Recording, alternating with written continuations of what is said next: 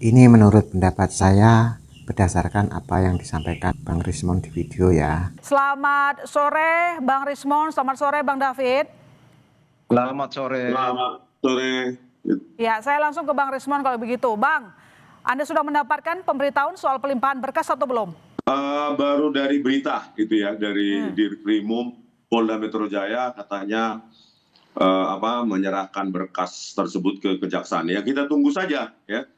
Kita tunggu saja proses selanjutnya, karena kami sebelumnya sudah meminta, ya, tetapi apa tanggapannya belum kami terima, yaitu apa yang kita minta adalah pengujian independen, forensik independen ke 3 lembaga, ya, yaitu BRIN, UI, dan Labkrim Puspom AD TNI. Nah, ini poin-poin kuncinya.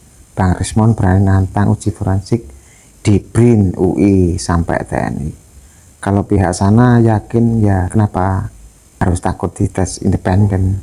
Kenapa cuma pakai ahli dari penyidik aja? Logikanya kalau asli ya tinggal diadu aja secara ilmiah, beres kan? Gitu, terkait 4 dokumen, ya, bukan hanya ijazah Joko Widodo, termasuk transkrip nilai. Yang kedua, yang ketiga lembar pengesahan pembimbing skripsi, ya, yang kami analisa itu menggunakan teknologi yang jauh melampaui tahun 1985. Yang keempat adalah laporan KKN, meskipun pihak UGM, ya, pada saat sidang KIP beberapa waktu lalu itu menyatakan tidak memiliki laporan KKN Joko Widodo, yang secara kontroversi juga dinyatakan tahun 1983 oleh Dirtipidum pada saat bulan Mei yang lalu, dan ternyata dibantah sendiri oleh Pak Jokowi di katanya tahun 1985 awal. Nah, kami juga mengajukan di samping uji independen forensik tersebut, kami mengajukan ahli, sehingga ya Polda Metro Jaya dan penyidiknya itu mendapatkan pendapat ahli yang berimbang. Kan ahli yang mereka panggil menuduh kami melakukan manipulasi dokumen elektronik. Itu kan dari pendapat ahli yang dipanggil oleh kepolisian.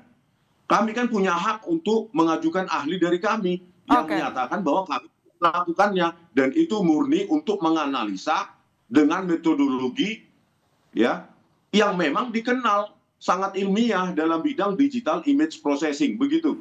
Oke, baik. Kalau begitu saya ke Bang David. Bang David, apakah saat ini sudah sesuai dengan keinginan teman-teman relawan Jokowi ketika kasus akan segera diproses secara hukum? Ya, ini kan bukan soal keinginan kami ya, bukan soal keinginan relawan, tetapi prosedur hukum yang harus ditegakkan. Artinya begini, kan kawan-kawan Rismon dan kawan-kawan sudah minta gelar perkara, sudah dilayanin gelar perkara, minta pengajuan saksi ahli sudah. Nah, sekarang kan yang kami soroti ini sebenarnya kami nggak ada urusan dengan Roy, Rismon, Tifa, nggak ada urusan. Urusan kami adalah bagaimana penegakan hukum. Kepolisian dan semua aparat hukum ini yang sangat lambat dalam mengambil keputusan. Padahal sebenarnya kan ini semuanya sudah lengkap. Bukti, alat bukti 700 lebih ya. Saksi-saksi ahli 22-23 orang. Saksi-saksi pendukung ada 120-an orang. Sudah permintaan para tersangka ini sudah dilayanin. Lalu kemudian kenapa belum baru hari ini diajukan ya?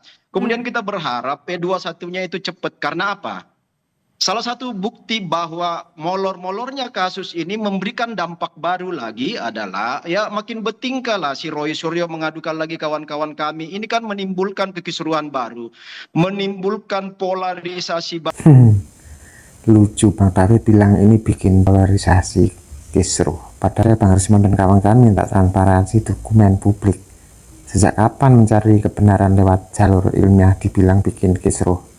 Justru polemik ini nggak selesai-selesai karena permintaan uji independen nggak pernah dikasih. Baru di dalam masyarakat karena apa? Karena begitu lambatnya aparatur mengambil tindakan, padahal semua berkas-berkas pendukung sudah lengkap. Bahkan sebenarnya harapan kami ya mereka semua ini harusnya ditahan. Kalau Bang Rismon bagaimana? Anda yakin bisa memenangkan kasus ini? Sudah berlarut, Bang. coba polemik Bang, di tengah Bang masyarakat. Rismon. Saya berbicara. Polarisasi. Baik, Bang Rismon, Ya. 2 dari Oke. 8 tersangka bertemu dengan Jokowi dan bahkan menyampaikan, mengajukan mekanisme restoratif justice. Anda tahu itu? Anda membenarkan hal tersebut? Saya tidak tahu dan saya tidak peduli juga ya tentang pengajuan restoratif justice oleh Bang Egy Sujana maupun Bang Damai Hari Lubis. Tetapi ya dari pernyataan Bang Egy Sujana lewat telepon pada saat itu Mikael Sinaga menelpon Bang Egy Sujana dan di situ lewat speaker saya dengar, saya ada di situ mengatakan Bang Egy Sujana saat itu mengatakan ada 2 orang Polri. Yang pertama penyidik dan atasannya membersamai Bang Egy Sujana dan Bang Damai Hari Lubis pada tanggal 8 Januari 2026. Nah, kita tidak tahu bagaimana etika profesionalisme dari penyidik yang mengantarkan tersangka ke kediaman pelapor. 1. Yang kedua, ada tidak... Bentar, ini janggal banget. Penyidik dampingi tersangka ke rumah pelapor.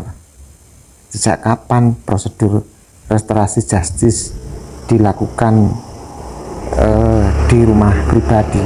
Apalagi pelapornya mantan presiden. Harusnya kan di kantor polisi secara resmi. Ini benar-benar pertanyaan besar soal netralitas penyidiknya. Tidak korelasinya antara pertemuan tersebut ya yang menurut Bang Egy Sujana dibersamai oleh penyidik maupun atasannya ya yang mengumumkan tadi. Nah, apakah ada hubungannya itu ya perintah Jokowi pada saat pertemuan itu dengan pengajuan berkas kami ke kejaksaan? Itu perlu Saya bisa diklarifikasi jelaskan. baik oleh Polda Metro Jaya maupun oleh Bang Egy Sujana. Ini harus secepatnya. Karena bagaimana etika Boleh saya dan jelaskan? profesionalisme penyidik Sebentar, Bang. mengantarkan itu. Harusnya jika ada pengajuan restoratif justice, hal tersebut dilakukan di Polda Metro Jaya. Baik, Bang David, itu kata Bang Rismon. Ada penyidik yang ikut ke kediaman Jokowi. Pertama, itu kan baru informasi. Yang kedua, kalaupun Itu lewat telepon. Itu lewat telepon dari Bapak Egy Sujana, informasi itu bukan informasi sembarangan itu. Ya, teman saya yang mendampingi Egy Sujana, kawan saya 2 dari Rejo relawan Jokowi, 2 orang, Mas Rahmat sama Darmijal mendampingi langsung loh. Itu kawan dekat kami lah. Nah gini, saya mau bilang gini Mas Rismon ya. Seandainya pun penyidik mendampingi nggak ada yang salah. Karena pertama, dalam konteks ini bagian dari proses kasus. RJ itu harus ada saksi, harus ada bukti, harus ada mediator. Mungkin saja mereka menempatkan diri sebagai mediator kalau si Egy dan Damai Lubis mau melakukan RJ perdamaian dengan meminta maaf. Jadi ada orang yang di tengah-tengah yaitu penyidik untuk menyaksikan dan membuktikan bahwa ada perdamaian. Dan memang kemarin ada permintaan maaf menurut teman kami yang mendampingi Egy dan Damai Lubis. Itu clear, mereka minta maaf dan ada doa. Minta maaf ya, minta maaf ke Jokowi. Egy dan Damai minta maaf katanya Bang Rismon. Kalau dari versi informan Anda, minta maaf atau enggak? Informasi dari kawan kami yang mendampingi ya. Baik, itu versi rekan dari Bang David. Silakan, Bang Rismon singkat. Bang David bilang minta maaf, tapi Bang Rismon dapat info langsung kalau nggak ada permintaan maaf eksplisit. Kelihatan banget ada upaya buat giring opini seolah-olah pihak Rismon dan kawan-kawan menyerah, padahal Bang Rismon tetap konsisten soal temuan digitalnya.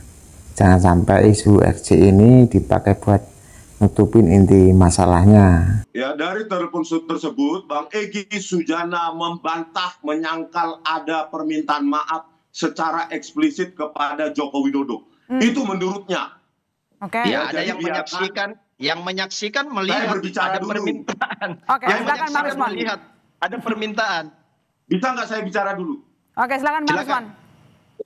Ya, jadi dari telepon tersebut ada pernyataan yang keluar, di samping ada polisi aktif, penyidik dan atasannya. Yang kedua, tidak ada permintaan maaf eksplisit dari Bang Egy Sujana. Silahkan, kalau saling membantah silahkan kalian saling membantah ya antara. Kesimpulan saya atau maksud saya dari diskusi ini, Bang Rismon terlihat sangat siap dan argumen teknisnya, sementara pihak relawan lebih banyak bicara soal akibat soal sosial dan proses hukum yang lambat. Kalau memang mau transparansi ya kasih dong izin buat uji forensik independen. Kenapa ditahan-tahan? Cukup sekian. Jangan lupa like and share, juga subscribe channel. Terima kasih.